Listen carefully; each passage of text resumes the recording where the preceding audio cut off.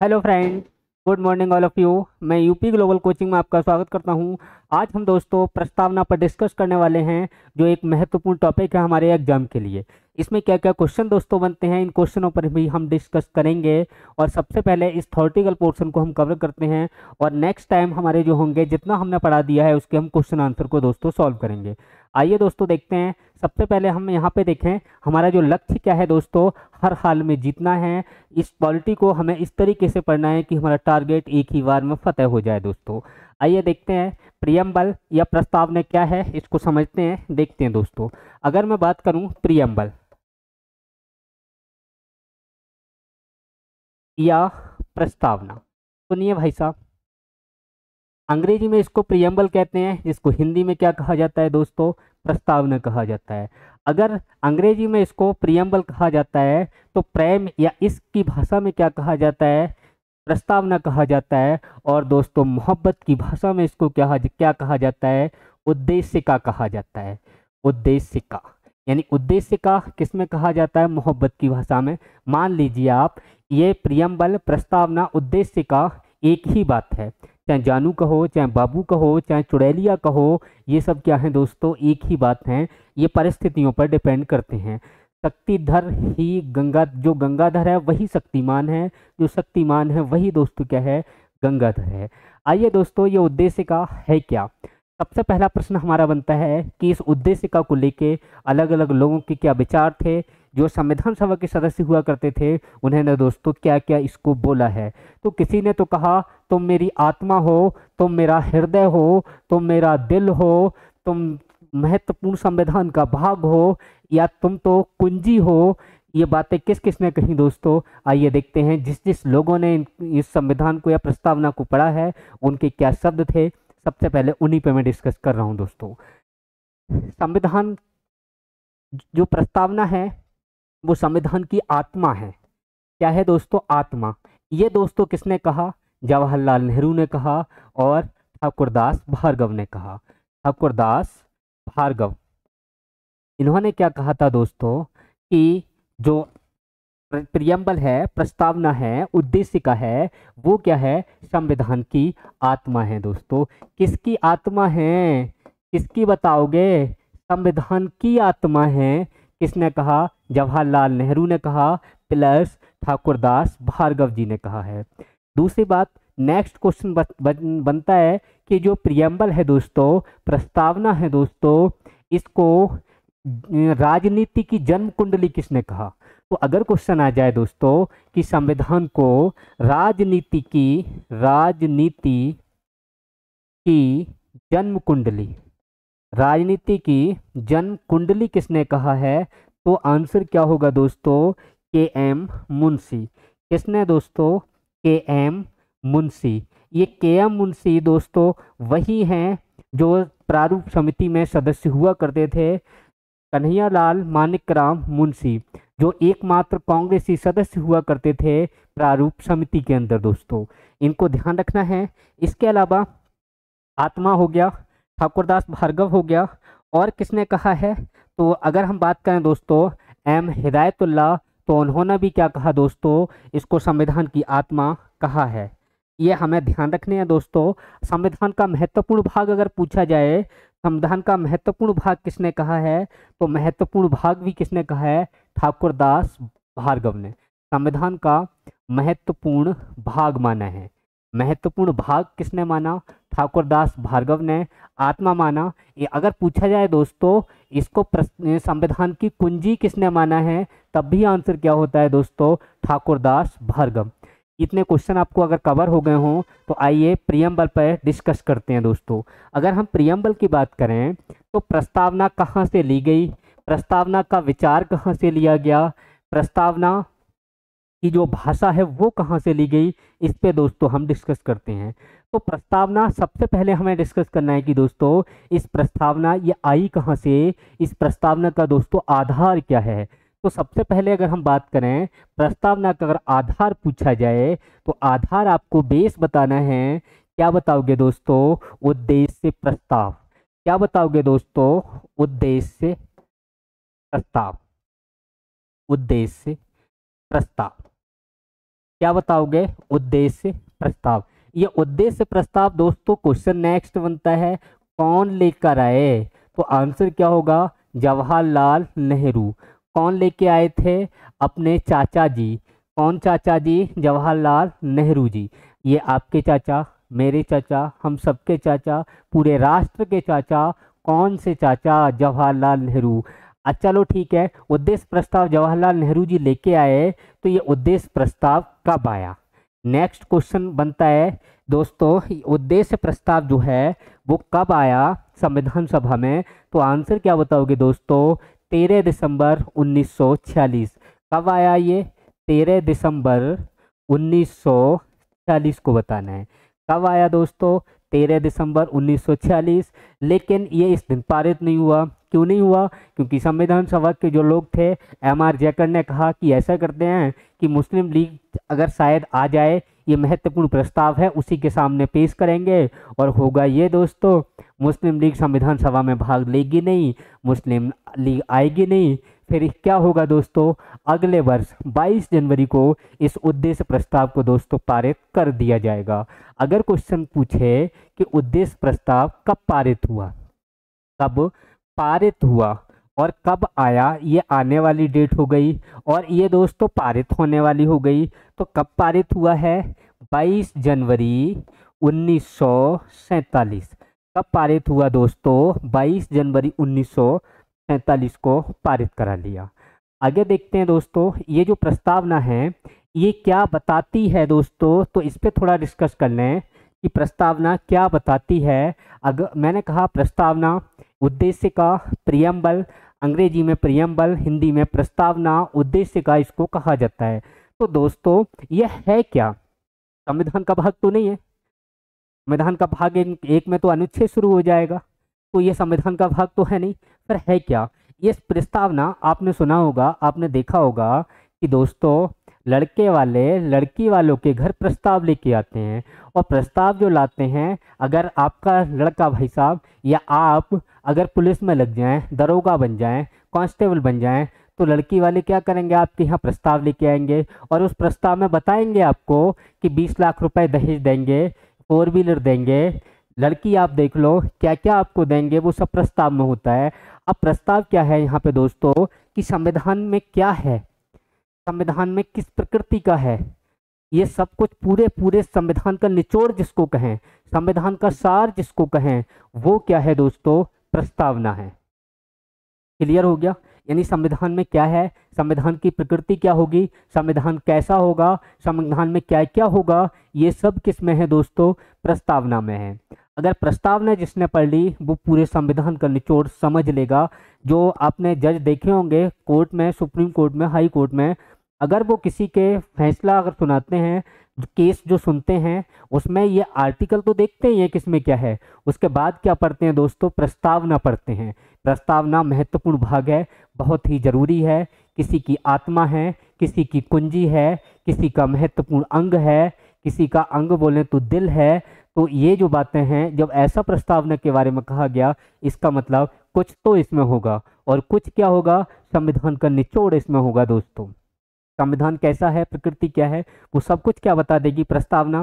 क्या है संविधान में, या अभी प्रस्तावना को हम शुरू करते हैं, अभी आपको समझ में आ जाएगा। मैं उन बातों पर थोड़ा डिस्कस कर रहा हूँ जहाँ से एग्जाम में क्वेश्चन पूछे गए हैं।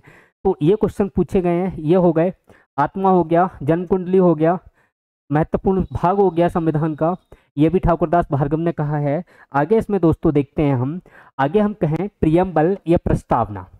आगे क्वेश्चन जो पूछा गया है वो क्वेश्चन अगर हम देखें तो एक तो प्रस्तावना की भाषा पूछी जाती है, लैंग्वेज कहाँ से ली गई, और दूसरी दोस्तों क्या पूछी जाती है इसमें?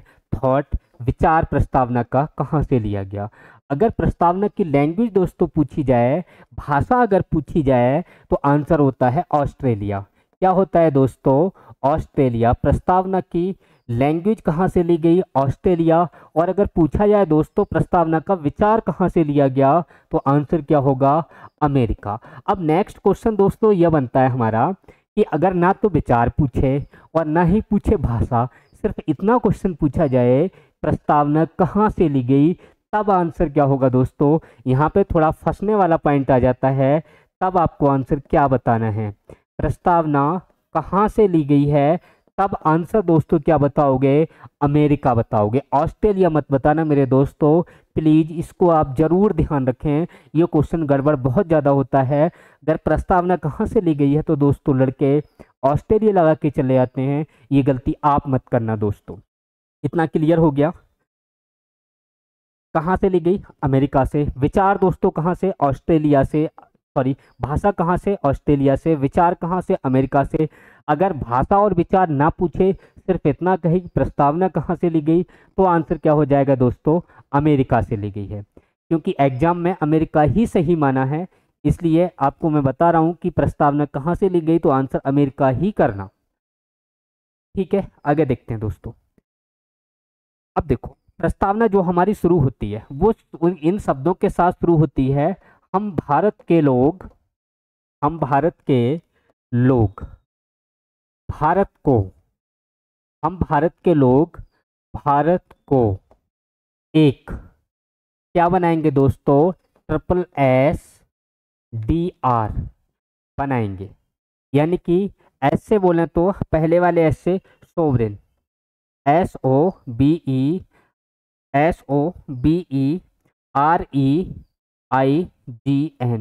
सोवरेन का मतलब होता है दोस्तों संप्रभु। कैसा दे राष्ट्र बनाएंगे, संप्रभु राष्ट्र बनाएंगे। दूसरे एस की दोस्तों हम बात करें तो सोशलिस्ट होता है। क्या होता है, सोशलिस्ट। सोशलिस्ट ध्यान रखना है। इसका क्या होता है, सामाजिक, यानी कि सोशलिस्ट समाजवादी। क्या बोलेंगे दोस्तों, समाजवादी। तीसरा होता है दोस्तों सेकुलर। क्या होता है, सेकुलर। सेकुलर का मतलब क्या होता है, पंथ निरपेक्ष या धर्म निरपेक्ष। पंथ निरपेक्ष, पंथ निरपेक्ष या धर्म निरपेक्ष, धर्म निरपेक्ष। ध्यान रखना दोस्तों, निरपेक्ष का मतलब अलग, सापेक्ष का मतलब साथ।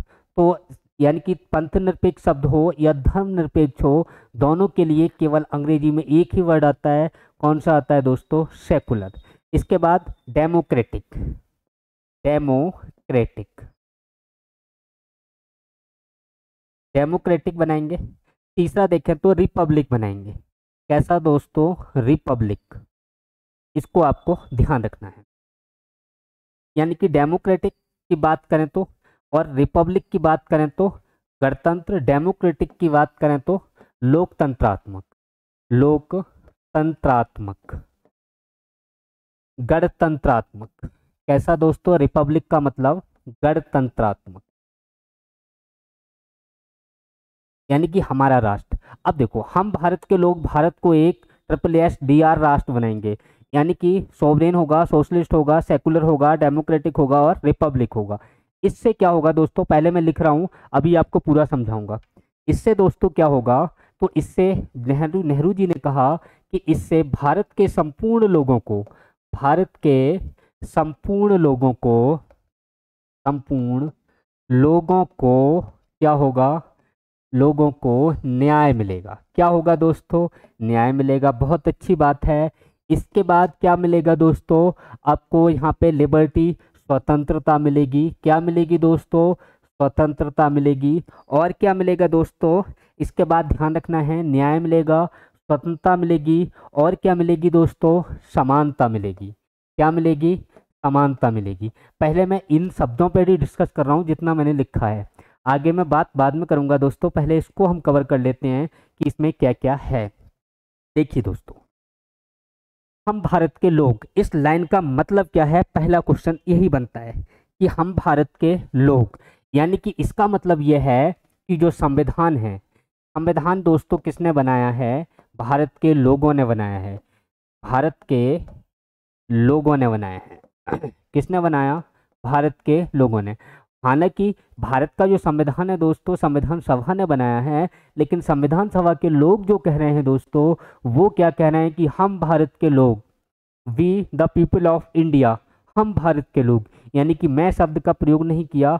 बी का मतलब हम का मतलब कि सब लोग इकट्ठे होकर, ठीक है। मैं का मतलब अकेला होता है। हम का मतलब क्या है, ये यूनिटी को दर्शाता है, एकता को दर्शाता है। तो भारत का जो संविधान है वो किसने बनाया है दोस्तों?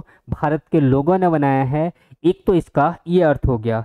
दूसरा दोस्तों, भारत में सर्वोच्च कौन है? तो भारत में सर्वोच्च आपको बताना है जनता है।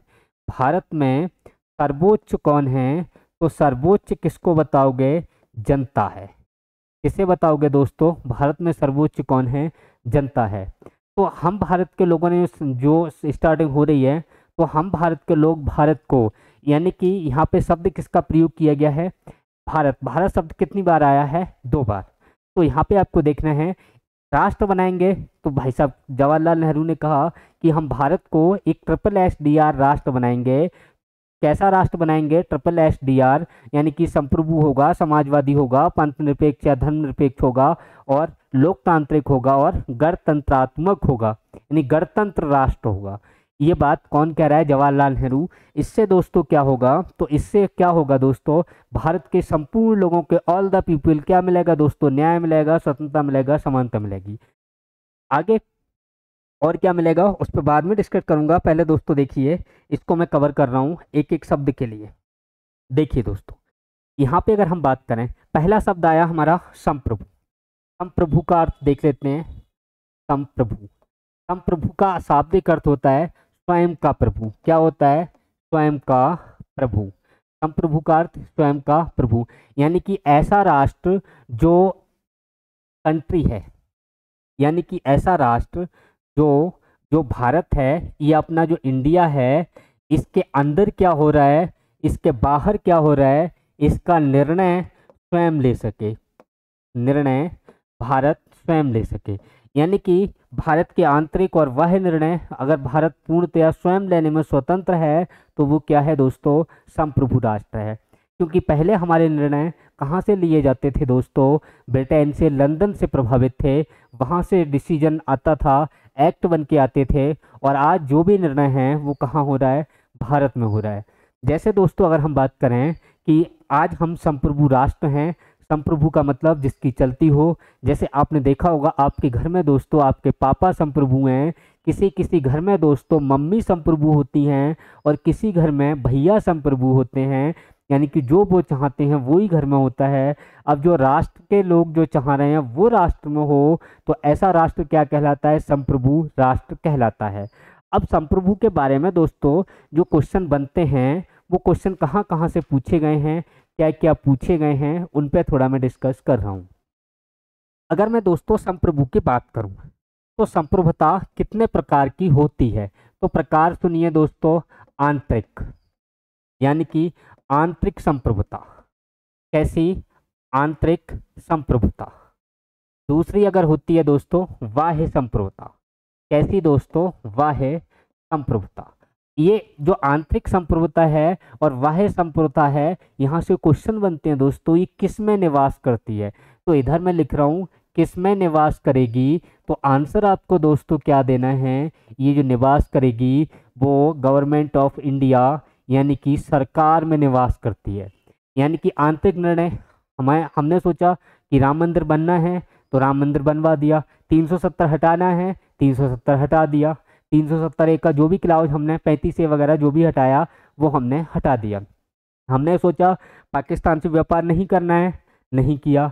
हमने सोचा कि हम पाकिस्तान नहीं जाएंगे, कोई ट्रेड नहीं करेंगे, नहीं गए। तो ये क्या है? संप्रभुता है।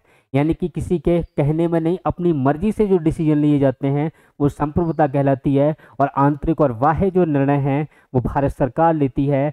तो यहाँ संप्रभुता किसमें निहित है, किसमें निवास करती है? तो सरकार में। नेक्स्ट क्वेश्चन बनता है दोस्तों, अगर पूछा जाए नॉमिनियल संप्रभुता, नॉमिनियल सोवरेन, यानी कि नाम मात्र का संप्रभु कौन है? नाम मात्र का संप्रभु पूछा जाए, संप्रभु, यानी कि नाम मात्र की संप्रभुता किसमें निवास करती है? तो प्रेसिडेंट ऑफ इंडिया, यानी कि किसमें दोस्तों? राष्ट्रपति में। अगर पूछा जाए दोस्तों वास्तविक संप्रभुता किसमें निवास करती है? वास्तविक संप्रभुता, अगर पूछा जाए वास्तविक संप्रभुता किसमें निवास करती है या वास्तविक संप्रभु कौन है, तो आप क्या बताओगे? Modi ji, prime minister. किसमें? भारत में किसमें निवास करती है? प्राइम मिनिस्टर मोदी जी में। अगर दोस्तों पूछा जाए हमसे कि कानूनी संप्रभुता किस में निवास करती है, कानूनी संप्रभुता, तब आंसर क्या होगा दोस्तों? तो यहाँ पे क्या बताओगे दोस्तों? संविधान। किसमें निवास करती है दोस्तों? संविधान में निवास करती है। और अगर संविधान ऑप्शन ना हो तो दोस्तों यहाँ पे हम संसद भी लगा सकते हैं। तो कानूनी संप्रभुता पूछी जाए तो किसमें निवास करती है दोस्तों? संविधान में निवास करती है। नेक्स्ट क्वेश्चन बनता है, अगर दोस्तों हमसे सिर्फ इतना पूछा जाए कि भारत की संप्रभुता किस में निवास करती है, भारत की संप्रभुता किस में निवास करती है, तब आंसर क्या देंगे? तब आंसर देंगे भारत की जनता में निवास करती है। भारत की जनता में दोस्तों निवास करती है, इतना ध्यान रखना। भारत की संप्रभुता पूछी जाए तो भारत के जनता में निवास करती है। ये सारे के सारे क्वेश्चन इंपॉर्टेंट हैं और पूछे जा चुके हैं, ये दोस्तों आपको ध्यान रखना है। इतना आपको क्लियर हो गया होगा। नेक्स्ट देखते हैं दोस्तों, अगला शब्द है हमारा समाजवादी। नेक्स्ट कौन सा है दोस्तों? समाजवादी। इस पे हमें डिस्कस करना है। दूसरा अपना शब्द है क्या दोस्तों? समाजवादी। समाजवादी पे दोस्तों डिस्कस कर लें। ये सोशलिस्ट क्या होता है, इस पे थोड़ा हम डिस्कस करें। तो समाजवादी देखो, पहली बात तो ये शब्द मूल संविधान में नहीं था। क्या नहीं था भाई साहब? मूल संविधान में नहीं था, ये ध्यान रखना है। इसका मतलब जब मूल संविधान में नहीं था दोस्तों तो इसको जोड़ा गया होगा। कब जोड़ा गया? तो आंसर क्या दोगे दोस्तों? कब इसको जोड़ा गया? तो 42वां संविधान संशोधन द्वारा, 42वां संविधान संशोधन द्वारा कब जोड़ा गया? 1976 में जोड़ा गया। और इस 42वें संविधान संशोधन को हम किस किस नाम से जानते हैं? तो इसको इंदिरा का संविधान भी कहा जाता है। इंदिरा का संविधान किसको कहा जाता है? 42वें संविधान संशोधन को। दूसरा दोस्तों, और इसका नाम क्या है? तो और इसका नाम बता देना है, लघु संविधान भी इसको कहा जाता है। क्या कहा जाता है दोस्तों? लघु संविधान भी इसको कहा जाता है। इतना आपको ध्यान रखना है। मिनी कॉन्स्टिट्यूशन, क्या दोस्तों? मिनी कॉन्स्टिट्यूशन इसको भी कहा जाता है। कॉन्स्टिट्यूशन, मिनी कॉन्स्टिट्यूशन पूछा जाए, या लघु संविधान पूछा जाए, या इंदिरा का संविधान पूछा जाए, या आपातकाल का संविधान पूछा जाए, तो आंसर क्या होगा दोस्तों? 42वां संविधान संशोधन को कहा जाता है। ये कब हुआ है? 1976 में दोस्तों हुआ है। नेक्स्ट देखते हैं दोस्तों, यह है क्या? समाजवादी का अर्थ क्या है? समाजवादी का अर्थ होता है कि जो आर्थिक संसाधन हैं उनका समान रूप से दोस्तों क्या किया जाना चाहिए? वितरण किया जाना चाहिए। समान रूप से आर्थिक संसाधनों का लाभ भारत के प्रत्येक व्यक्ति को दोस्तों मिलना चाहिए। ये मतलब किसका होता है? समाजवादी का। समाजवादी का देख लेते हैं क्या है। जैसे भाई साहब, आर्थिक लाभ प्रत्येक व्यक्ति को समान रूप से मिलना चाहिए। आज की स्थिति में समाजवाद है या नहीं है? है। कैसे है दोस्तों? एग्जाम्पल देखिए, उज्ज्वला योजना आई, किनको आई? सबको आई। उज्ज्वला योजना भी क्या है? समाजवाद के अंतर्गत आई। अगर हम कहें कि पिछली बार मोदी जी ने लैट्रिन दी, सबको आई, गरीब को आई, कोई पक्षपात नहीं हुआ, ये क्या है? समाजवाद है। और दोस्तों इसमें अगर हम बात करें, एलईडी बल्ब या लाइटें जो लगी गांव में, हर गांव में लगी, ये भी क्या है? समाजवाद है। समाजवाद का मतलब यहाँ समाज से नहीं है। समाजवाद का मतलब यहाँ आर्थिक संसाधनों का समाज में समान रूप से वितरण से है। अब जब संविधान में ये शब्द ही नहीं था, कब आया दोस्तों? 42वें संविधान संशोधन द्वारा। और सुन लीजिए, अभी मैं इसको डिस्कस करूंगा। 42वें संविधान संशोधन द्वारा 1976 में दोस्तों क्वेश्चन आया हुआ है, तो बात कर ही लेते हैं। 3 नए शब्द जोड़े गए, 3 नए शब्द जोड़े गए। और कौन कौन से जोड़े गए दोस्तों 3 नए शब्द, इन पे हम डिस्कस कर लेते हैं। एक तो आपको ऊपर दिखाई दे गया, कौन सा दोस्तों? समाजवादी। कौन सा? समाजवादी।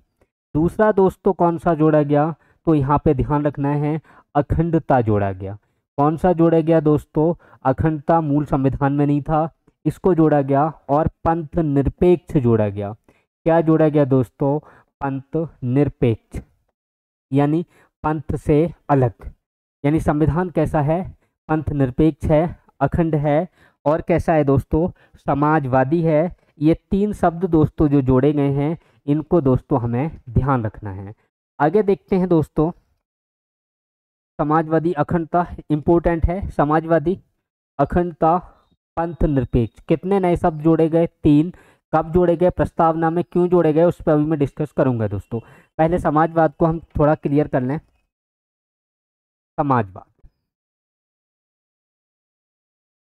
यानी आर्थिक संसाधनों का समाज रूप से वितरण। अच्छा, ये समाजवाद जो शब्द है, एक तो प्रस्तावना में है, दूसरा कहाँ मिलता है, इसका उल्लेख कहाँ है, तो दूसरा समाजवाद का उल्लेख जो है वो अनुच्छेद 38 डीपीएसपी में बताना है। इंपोर्टेंट क्वेश्चन, यानी कि ऐसे शब्द पूछे गए हैं कि समाजवाद शब्द संविधान में कहाँ है। तो एक तो संविधान में किस में बताओगे दोस्तों, भाग 4 में है। और भाग 4 किससे संबंधित है, DPSP, directive policy, directive state policy, यानी कि डायरेक्टिव स्टेट पॉलिसी, राज्य के नीति निर्देशक तत्व, directive DPSP, directive policy, state policy, ध्यान रखना है।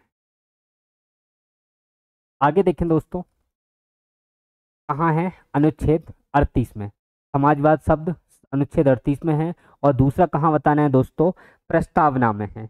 अब देखो यहाँ पे समाजवाद का उदय कैसे हुआ, इसको मैं थोड़ा डिस्कस कर रहा हूँ। समाजवाद होता क्या है, ये एक प्रकार का दोस्तों विचार है। क्या है, विचार है। अब विचार आइडियोलॉजी है, जो विचार है वो कैसे कैसे आया, इस पे थोड़ा मैं डिस्कस कर रहा हूँ। कि जो अर्थव्यवस्था है, वो अर्थव्यवस्था का ये एक प्रकार है। किसका प्रकार है, अर्थव्यवस्था का प्रकार है, अर्थव्यवस्था का एक प्रकार है। अब आप कहो दोस्तों हमारे यहाँ तो मिश्रित अर्थव्यवस्था है, समाजवादी अर्थव्यवस्था है ही नहीं। हाँ दोस्तों, हमारी जो अर्थव्यवस्था है वो मिश्रित अर्थव्यवस्था है, लेकिन प्रस्तावना में जिस शब्द का दोस्तों प्रयोग कर रखा है, वो कैसी अर्थव्यवस्था का कर रखा है, समाजवादी अर्थव्यवस्था का प्रयोग प्रस्तावना के अंतर्गत है। लेकिन प्रस्तावना हमारी प्रस्तावना में भले ही समाजवादी अर्थव्यवस्था का प्रयोग कर रखा है, लेकिन भारत की जो अर्थव्यवस्था है वो मिश्रित अर्थव्यवस्था दोस्तों आपको बतानी है। ये कब से हुई है, 1991 से हुई, उसकी भी अभी मैं बात करने वाला हूँ दोस्तों। यहाँ पे देखिए, जो अर्थव्यवस्था का प्रकार है समाजवादी, ये जो वाद है या विचार है, इस पे मैं थोड़ा डिस्कस कर रहा हूँ। सबसे पहले एक विचार आया जो जिसके जनक कौन है, जॉन लॉक हैं। और वो कौन सी अर्थव्यवस्था थी दोस्तों, लिबरल, बोले तो उदारवाद। अगर क्वेश्चन पूछा जाए दोस्तों उदारवाद का जनक, तो उदारवाद जो अर्थव्यवस्था का प्रकार है, इसका जनक दोस्तों कौन है, जॉन लॉक।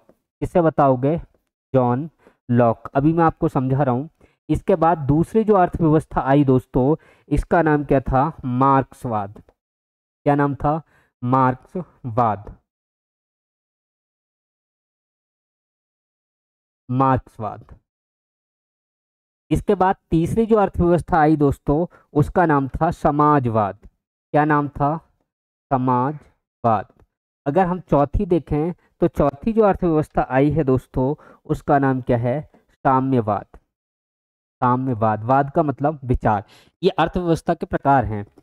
इसका जनक कौन है दोस्तों, कार्ल मार्क्स, कार्ल मार्क्स। अगर पूछा जाए समाजवाद का जनक कौन है, तो आंसर क्या होगा दोस्तों, लेनिन। अभी यहाँ से जो क्वेश्चन है वो मैं डिस्कस करूंगा अभी। अगर पूछा जाए साम्यवाद का, तो साम्यवाद का कौन हो जाएगा, माओ त्से तुंग, तुंग। अब देखो इसमें डिफरेंस क्या है, अंतर क्या है, इसको देखते हैं। यानी कि जो उदारवाद है, जो लिबरल है, इसमें क्या कहा गया, उदारवाद अर्थव्यवस्था ऐसी अर्थव्यवस्था होती है जिस पर सब कुछ क्या होता है दोस्तों, प्राइवेटाइजेशन हो जाता है, सब कुछ प्राइवेट होता है, जिसमें सरकार का बिल्कुल हस्तक्षेप ना हो, वो क्या कहलाती है, उदारवाद कहलाती है। और इसका जनक जॉन लॉक है। इसका जो उदय हुआ दोस्तों पश्चिमी कंट्री में, अमेरिका वगैरह में हुआ है। दूसरा देखें, ये जो कार्ल मार्क्स है ये जर्मनी का है। ये कहाँ का है दोस्तों? जर्मनी का है। अब देखो ये क्या कह रहा है, यहाँ पे ये कह रहा है कि जो जॉन लॉक ये कह रहा है कि अर्थव्यवस्था को पूर्णतः खुला छोड़ देना चाहिए, सरकार का इस पर कोई नियंत्रण नहीं होना चाहिए, ये जो है इसमें प्राइवेटाइजेशन पर जोर दिया जाता है। अब मार्क्सवाद जो है, कार्ल मार्क्स था, इसने ये कहा कि एक बात बताओ, ये बिल्डिंग बनी किसने बनाई? मजदूरों ने। अस्पताल बना किसने बनाया? मजदूरों ने। तो इसने ये कहा कि जब ये बिल्डिंग, ये जो सड़क जो बनाई वो भी मजदूरों ने बनाई, तो इसमें क्या है कि जो पूंजीपति हैं उनके द्वारा उपयोग में ये चीज़ें लाई जाती हैं। सड़क है, रोड है, बिल्डिंग है, अस्पताल है, फोर व्हीलर है, ये पूंजीपतियों के द्वारा प्रयोग में लाई जाती हैं। इसने क्या कहा कार्ल मार्क्स ने कि इन पर मजदूरों का हक होना चाहिए, ये मजदूरों ने बनाई हैं। और इसने एक स्टेटमेंट कहा कि दुनिया के मजदूरों इकट्ठे हो जाओ और जो संपत्ति पूंजीपतियों पे है वो छीन लो, बराबर बराबर बांट लो। तो इसका जो विचार था वो बड़ा रेडिकलिस्ट विचार था, बड़ा चौंकाने वाला विचार था। तो लोगों ने सोचा कि ये विचार इतना अच्छा नहीं है कि इस तरह की, अगर मजदूर सब कुछ बना रहे हैं तो सब कुछ मजदूरों का हक हो, ये सही नहीं है। हुआ क्या कि इन दोनों के यहाँ पे प्राइवेटाइजेशन का जोर था। यहाँ पे मार्क्स ने क्या कहा कि जो है मजदूरों के हाथ में अर्थव्यवस्था या पूंजी जानी चाहिए। इन दोनों के वो मिक्स करके एक नया जो वाद आया वो क्या कहलाया? समाजवाद। समाजवाद ये बिल्कुल नहीं कहता है कि अर्थव्यवस्था समाज चलाए। समाजवाद क्या कहता है कि जो अर्थव्यवस्था है वो समाज द्वारा निर्वाचित सरकार चलाए। यानी ऐसी सरकार जो समाज ने चुनी हो, वो सरकार क्या चलाए? अर्थव्यवस्था देश की चलाए। ऐसी अर्थव्यवस्था को क्या कहेंगे? समाजवाद कहेंगे। और ये समाजवाद जिस देश में ज़्यादा पनपा है वो क्या है? रूस। मार्क्सवाद किस देश में? जर्मनी में। और उदारवाद अमेरिका में। अब साम्यवाद ये कहाँ है दोस्तों? ये कहाँ है दोस्तों? चीन में है। और साम्यवाद क्या कहते हैं?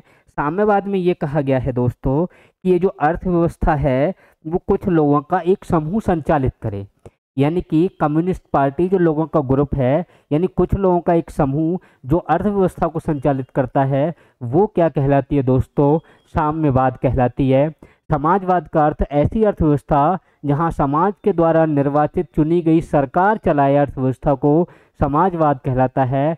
मार्क्सवाद जहां मजदूरों का हक हो वो सब मार्क्सवाद कहते हैं। और उदारवाद जहां प्राइवेटाइजेशन हो, सरकार का कोई अर्थव्यवस्था में हस्तक्षेप ना हो, उसे क्या कहते हैं दोस्तों? उदारवाद कहते हैं। अगर हमसे पूछा जाए एशियन समाजवाद के जनक, तो आंसर क्या होता है? लेनिन। समाजवाद के जनक, आंसर क्या होता है? लेनिन। पूछा हुआ क्वेश्चन है दोस्तों, इसको याद रखना। अब देखो समाजवाद में यह है दोस्तों, सरकारी गाड़ी हो, सरकारी नौकरी हो, सरकारी बंगला हो, सरकारी अस्पताल हो, सब कुछ क्या हो दोस्तों? सरकारी सरकारी सरकारी हो। अब सबको सरकारी होगा तो लोग जो सरकारी कर्मचारी हैं वो आप जानते हो ठीक से काम करके देते नहीं, समय पर पहुंचते नहीं। होगा क्या कि जो हमारी इंदिरा गांधी जी हैं, रूस ने 1971 के युद्ध में जो हमारा पाकिस्तान से हुआ था उसमें सहयोग किया था भारत का, और इंदिरा गांधी जी रूस से बहुत खुश थी। और रूस में जो अर्थव्यवस्था चल रही थी दोस्तों वो कौन सी थी? समाजवादी अर्थव्यवस्था चल रही थी। और जो इंदिरा गांधी जी हैं, इन्होंने दोस्तों 1976 में, अभी मैंने आपको बताया था 1976 में क्या कर लिया? समाजवादी अर्थव्यवस्था को दोस्तों अपना लिया गया था 42वें संविधान संशोधन द्वारा। लेकिन दोस्तों हुआ क्या? वो देखो, होता यह है दोस्तों, ये जो समाजवाद है, ये समाजवाद कहाँ चल रहा था? तो मैंने आपको बताया था रूस में, यूएसएसआर में। हुआ क्या? ये यूएसएसआर 1951 में टूट जाता है, यानी कि बिखर जाता है, इसकी अर्थव्यवस्था खराब हो जाती है। और जैसे ही इसकी ये टूट जाता है, इसकी अर्थव्यवस्था दोस्तों खराब हो जाती है, तो हुआ क्या? इधर दोस्तों अपना जो इंडिया था, भारत, इसकी अर्थव्यवस्था भी खराब हो गई। इसकी अर्थव्यवस्था भी क्या हो गई दोस्तों? खराब हो गई। भारत की स्थिति भी क्या हो गई दोस्तों? खराब हो गई। अब हुआ क्या, जैसे ही भारत की अर्थव्यवस्था जो खराब होती है, भारत को जैसे ही घाटा आता है, तो 1991 में 1991 में, डेट ध्यान रखना दोस्तों, यहाँ पर जो 1991 1991 में यहाँ पे दोस्तों जो फाइनेंस मिनिस्टर हैं, वित्त मंत्री हैं, वो वित्त मंत्री कौन हैं? श्री मनमोहन सिंह जी हैं। कौन हैं? श्री मनमोहन सिंह। ये कौन है दोस्तों? वित्त मंत्री हैं, फाइनेंस मिनिस्टर हैं। अब जो वित्त मंत्री थे, इन्होंने क्या किया, डूबती हुई अर्थव्यवस्था को बचाने के लिए 1991 में एक इन्होंने कॉन्सेप्ट दिया दोस्तों। वो कॉन्सेप्ट का नाम क्या था? LPG, यानी कि लिबरल, बोले तो लिबरल, पी से प्राइवेटाइजेशन,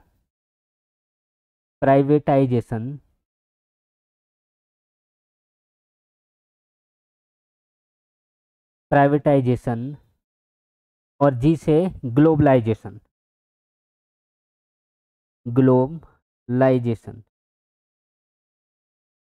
हिंदी अर्थ क्या है वो भी सुन लो। यानी कि लिबरल का मतलब उदारीकरण। बहुत अच्छा क्वेश्चन यहाँ से बनता है और कई बार एग्जाम में पूछा गया है। प्राइवेटाइजेशन की बात करें तो इसका मतलब होता है निजीकरण। क्या मतलब होता है दोस्तों? निजीकरण। आगे सुनिए, आगे ग्लोबलाइजेशन का मतलब है वैश्वीकरण। क्या मतलब है दोस्तों? वैश्वीकरण।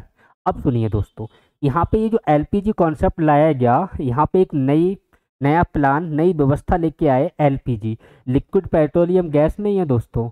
LPG का मतलब लिबरल, प्राइवेटाइजेशन, वैश्वीकरण।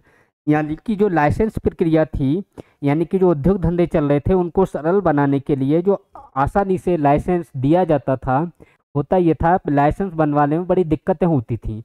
यानी कि किसी विदेश की कंपनी को भारत में व्यापार करना है तो उसके लिए लाइसेंस लेना पड़ता था भारत से, और ये लाइसेंस है, ये फाइलें कई महीने सालों पड़ी रहती थी, तब कहीं लाइसेंस बनता था। तो इन्होंने लाइसेंस जो प्रक्रिया थी इसको बहुत आसान कर दिया था। इसको बोला गया उदारीकरण। पीछे बोला प्राइवेटाइजेशन, यानी कि कुछ उद्योग धंधे जो थे वो सरकार ने निजी हाथों में दे दिए, जिसको कहा गया निजीकरण। वैश्वीकरण का मतलब कि भारत की जो अर्थव्यवस्था थी दोस्तों, इसको विश्व की अर्थव्यवस्था से जोड़ा गया, जिससे कहा गया वैश्वीकरण। वेरी इंपॉर्टेंट क्वेश्चन यहाँ से बनते हैं, जिसको दोस्तों आपको ध्यान रखना है। नेक्स्ट देखते हैं अगला क्या है दोस्तों। यहाँ पे समाजवाद अपना कंप्लीट हो गया। नेक्स्ट यहाँ पे है अपना दोस्तों, क्या है, संप्रभु कंप्लीट हो गया, समाजवाद कंप्लीट हो गया। सेकुलर क्या होता है, इस पे और डिस्कस करते हैं दोस्तों। अगर मैं सेकुलर की बात करूं, पंथ निरपेक्ष या धर्म निरपेक्ष, यानी धर्म निरपेक्ष या पंथ निरपेक्ष, पंथ निरपेक्ष। अब देखिए दोस्तों, यहाँ पे देखें पंथ निरपेक्ष या धर्म निरपेक्ष, जिसको अंग्रेजी में केवल एक ही वर्ड है, क्या है दोस्तों? सेकुलर कहा जाता है, लेकिन हिंदी में दोनों अलग अलग हैं। ये पंथ निरपेक्ष शब्द है दोस्तों, ये गांधी जी ने दिया, और गांधी जी ने क्या कहा कि व्यक्ति का धर्म से अलगाव नहीं हो सकता, व्यक्ति धर्म से अलग नहीं हो सकता, पंथ से अलग हो सकता है। जैसे मुस्लिम धर्म में शिया सुन्नी होते हैं, जैसे श्वेतांबर दिगंबर होते हैं, हीनयान महायान होते हैं, तो व्यक्ति का पंथ से अलगाव हो सकता है, लेकिन धर्म से अलग व्यक्ति नहीं हो सकता। धर्म के बिना जीवन मृत्यु के समान है। ये बात किसने कही? गांधी जी ने कही। तो धर्म क्या है, पहले इसको समझते हैं। धर्म का जो शाब्दिक अर्थ दोस्तों होता है, इसका अर्थ होता है धारण करना। क्या अर्थ होता है दोस्तों? धारण करना। अब धारण करना क्या दोस्तों? Set of rules, set of rules, यानी कि नियमों का समूह। क्या होता है? नियमों का समूह। कौन से नियमों का समूह दोस्तों? सेट ऑफ रूल्स, नियमों का समूह। कौन सा समूह होगा नियमों का? इसकी अगर हम बात करें दोस्तों, तो ऐसा समूह जो जीवन जीने के लिए आवश्यक होते हैं। यानी कि इसका मतलब क्या है कि जीवन जीने के लिए जो आवश्यक होते हैं ऐसे नियमों के समूह को क्या कहते हैं, हम धर्म कहते हैं दोस्तों। क्या कहते हैं, जीवन जीने का जो समूह होता है उसको हम दोस्तों क्या कहते हैं, धर्म कहते हैं। जैसे अगर हम बात करें सेट ऑफ रूल्स, जैसे हिंदू हैं तो हिंदू के शादी करने के नियम, तलाक देने के नियम, जायदाद संपत्ति के नियम मुस्लिमों से अलग हैं दोस्तों। मुस्लिमों में देखें तो उनके शादी करने के नियम, तलाक देने के नियम हिंदुओं से अलग हैं। तो ये क्या है, यहाँ पे अगर हम देखें तो उनके जीवन जीने की जो शैली है, यानी कि जीवन जीने की जो शैली है, सेट ऑफ रूल्स है जो लिविंग यानी कि जीवन कैसे जिया जाए उसके लिए, उसको हम क्या कहते हैं, धर्म।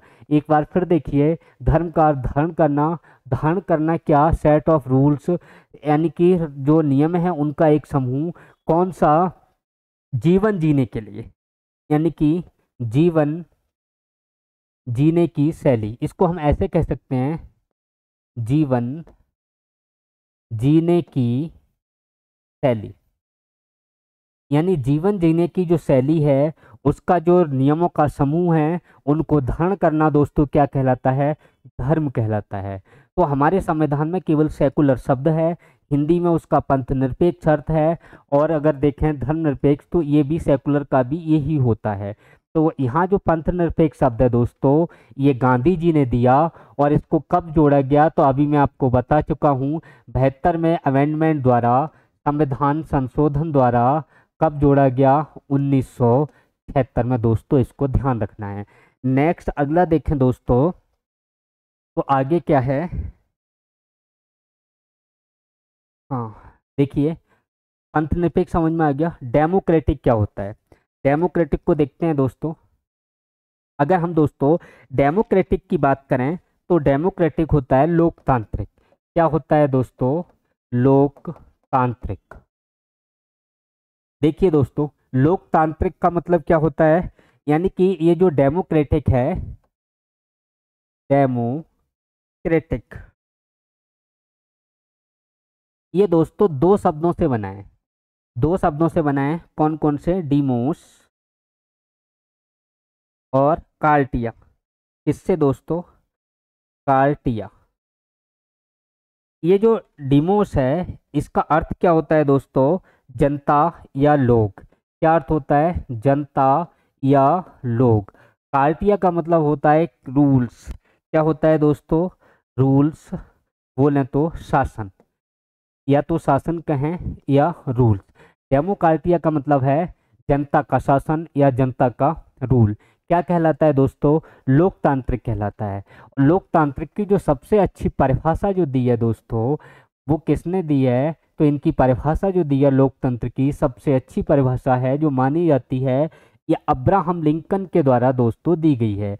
अब्राहम लिंकन ने क्या परिभाषा दी, इसको थोड़ा ध्यान रखना है दोस्तों। अब्राहम लिंकन की बात करें तो इन्होंने कहा, the government of the people, जनता की सरकार, यानी कि the government of the people, बोले तो जनता की, गवर्नमेंट ऑफ द पीपल, जनता की, जनता के द्वारा, जनता के लिए, चुनी गई सरकार,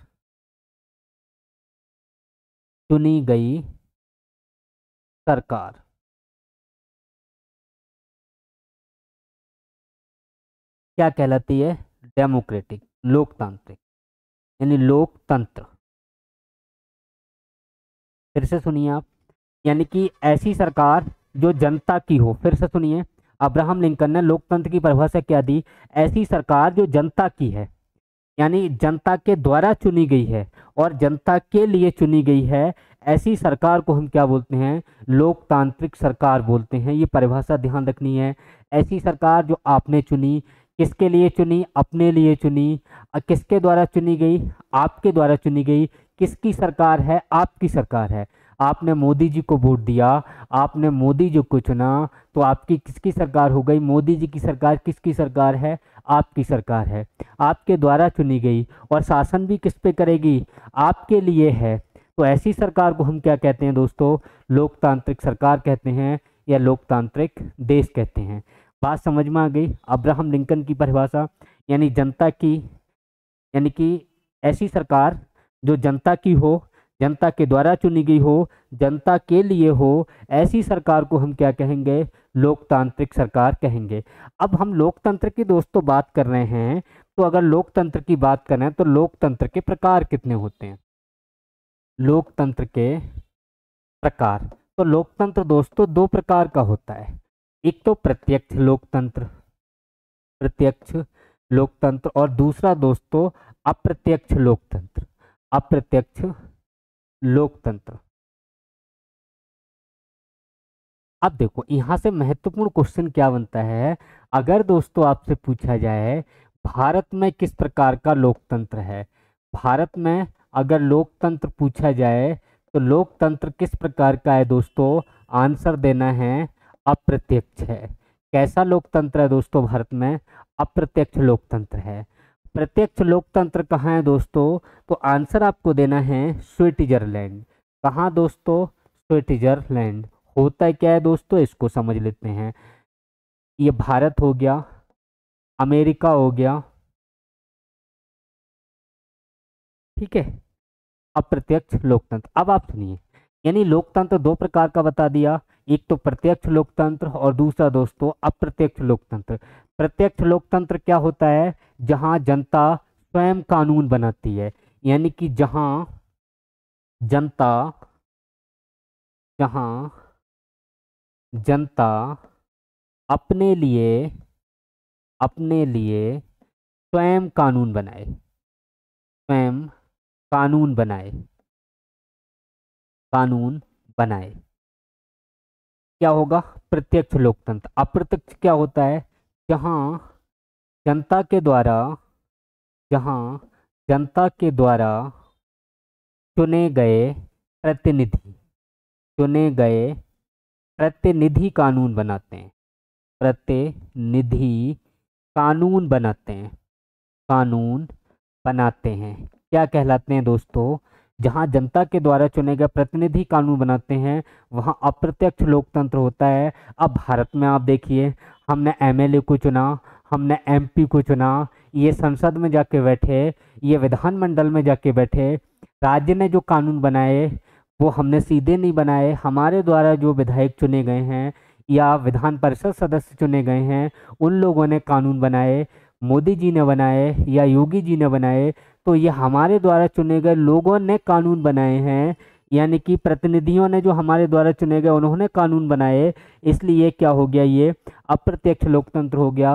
और जहां जनता कानून बनाने के लिए सीधे सीधे पार्टिसिपेट करती है वो प्रत्यक्ष लोकतंत्र होता है। और ये कहाँ है दोस्तों, आंसर क्या देना है, जर्मनी में है। कहाँ है दोस्तों, जर्मनी में है। नेक्स्ट देखते हैं दोस्तों, आगे क्या बचा हमारा, एक और बचा, लोकतांत्रिक हो गया, हाँ अगला बच्चा दोस्तों रिपब्लिक। ये क्या होता है इस पर भी डिस्कस कर लेते हैं। रिपब्लिक बोले तो गणतंत्रात्मक, रिपब्लिक बोले तो गणतंत्रात्मक, गणतंत्रात्मक यानी कि ये क्या होता है, इसको क्या कहते हैं, यानी कि वो देश, वो राष्ट्र जहाँ का जो सर्वोच्च पदाधिकारी है वो निर्वाचित होता हो। क्या होता हो दोस्तों, सर्वोच्च पदाधिकारी निर्वाचित होता हो। कैसा होता हो, निर्वाचित, यानी कि बोले तो head of nation, head of nation, head of nation कैसा होता हो, इलेक्टेड, कैसा होता हो दोस्तों, इलेक्टेड होता हो।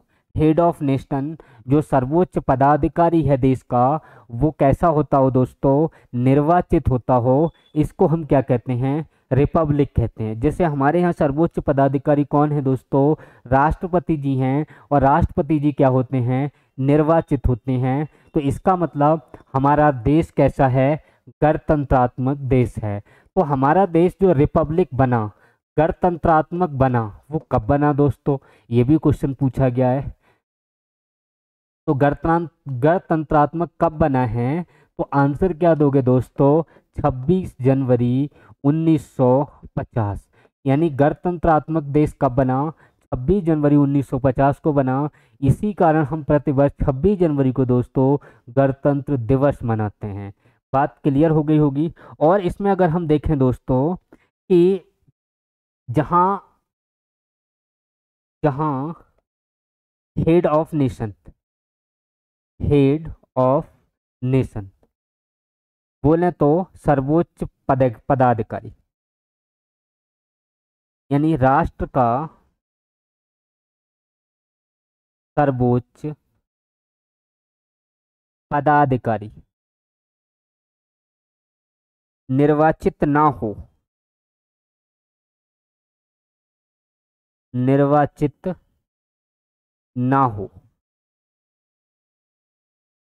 वो कैसा होता है दोस्तों? राजतंत्रात्मक होता है। वो कैसा होता है? राजतंत्रात्मक।